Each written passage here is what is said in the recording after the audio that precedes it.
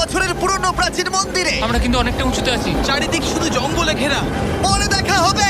চলো দেখা যাক ওখানে কি কি পাওয়া যায়। এই ভিডিওতে আমরা অনেক প্রাচীন মন্দির ঘুরে দেখব, যে মন্দিরগুলোর অনেক গভীরে রয়েছে প্রাচীন মায়া সভ্যতার গোপন রহস্য।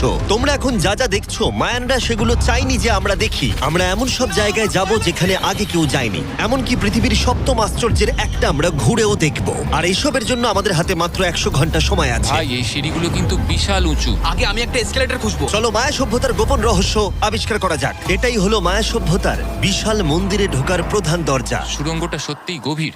প্রথমে আমি যাব। হ্যাঁ ঠিক আছে, সাবধানে আমার কোনো এগোবে কিন্তু। অসুবিধা নেই। এই মন্দিরটা প্রায় 2000 বছরেরও বেশি পুরনো। এটা অসাধারণ। আমরা এখন এক প্রাচীন মন্দিরের ভিতরে আছি। আমরা কোথায় যাচ্ছি? ও মাই গড, ও ওয়াও!